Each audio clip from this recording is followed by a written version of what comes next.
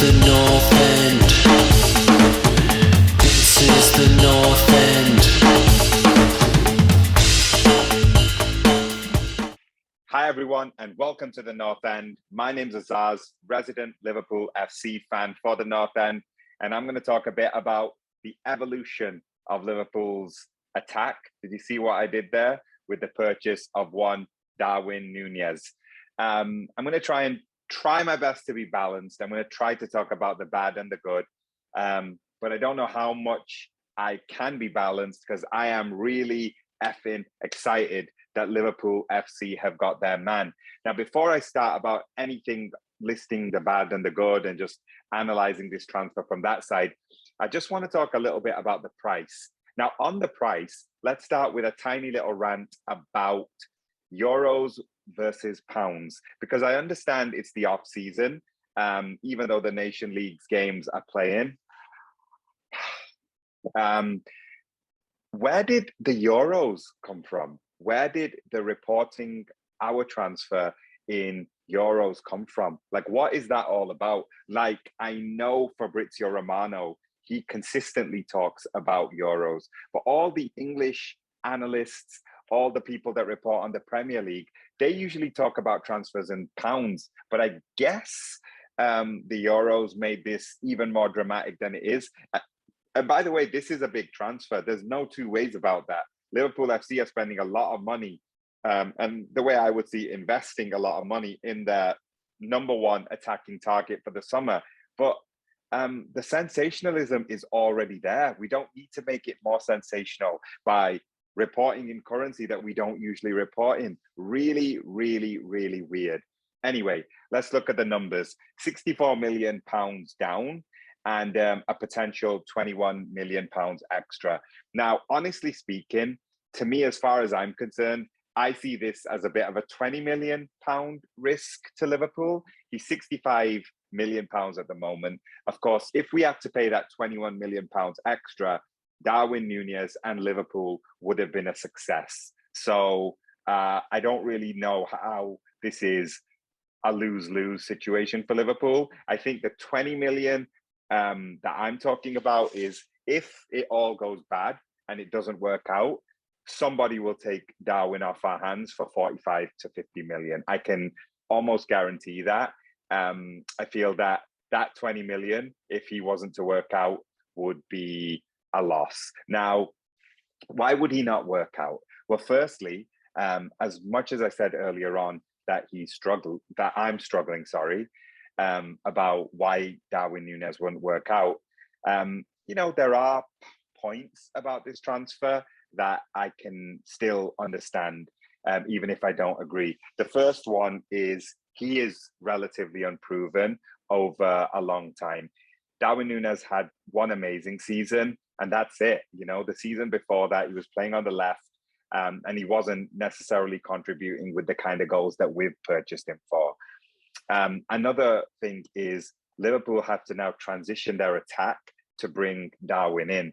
We all know how Liverpool have traditionally played with their attackers, even when Sadio Mane has taken on the number 9 role recently. And obviously, traditionally, over the last few years, it's been Bobby Firmino as the number 9. It's all about dropping in, linking in play, and Salah and Mane, or Diaz and Salah attack from the wings. That's not really the same way that we're going to have to play with Darwin. And I will come on to that when I talk about the good. But at the same time, that as well is a risk, a risk that can make this potentially into a flop. And then the last piece is, it obviously means that one of the greatest attackers in modern history of Liverpool, Sadio Mane, it feels like this is the nail in the coffin, that Sadio will be leaving to go to Bayern Munich or somewhere else. I think that that's a given at this point, and as sad as it is, and we'll talk about that when it's confirmed. I feel like that's also something to bring into this, because when you are stepping into big shoes, and the man's also taken Divock Origi's number, which I think he's patiently waiting for number 9. But again, story for another time. But he's taken number 27. He's also probably filling the shoes of Sadio Mane in terms of where he will instantly come into the attack. I think there are big shoes to fill. And other than that, I don't think I can really say too much more about the bad. Again, probably biased. Um, Probably will be surprised if this doesn't work out. But let's look at some of the things that Darwin will bring to Liverpool. So first things first, the height. Now, we all know, particularly Trent Alexander-Arnold, but even Andy Robertson, the Liverpool fullbacks are very, very good at putting in service. The problem is most of the time when it's of a certain height, unless it's timed to perfection from either Sadio Mane or Diego Jota, we aren't really getting to the end of them. And that's one thing that instantly we just have another string to our bow, and it's going to be an amazing thing to see Darwin Nunez coming in and potentially getting on the end of those crosses. The second thing is a large percentage of his goals this last season were from inside the box. They were from inside the box. And if anything, particularly the Champions League final showed us, Liverpool, including the two main forwards over the last couple of years, Sadio Mane and Mo Salah, are still wasteful inside the box. So that's another great thing that he'll be bringing.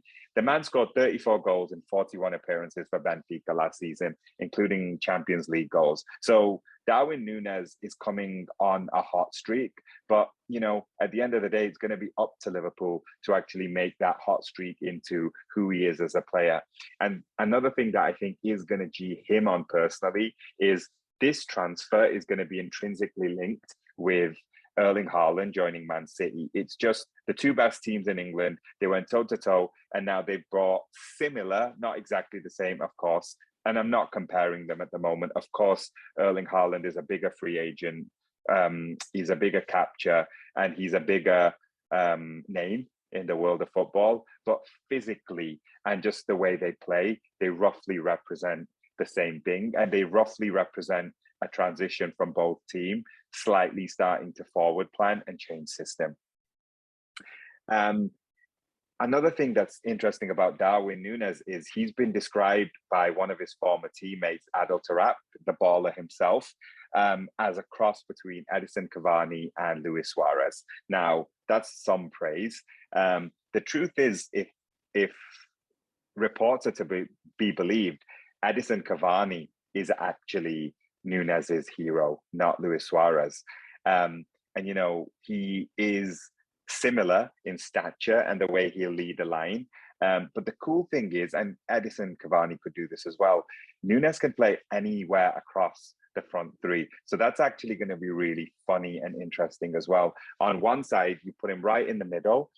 You get Trent putting in crosses to the back post. And even Diaz isn't a small guy. So if Diaz and Nunez are coming in on the back post, that already offers a threat. But what about if we want to put someone in the middle and put this guy on the left-hand side where he's played before? That ends up being another option for us. It just means that Jurgen Klopp has more options to play around with.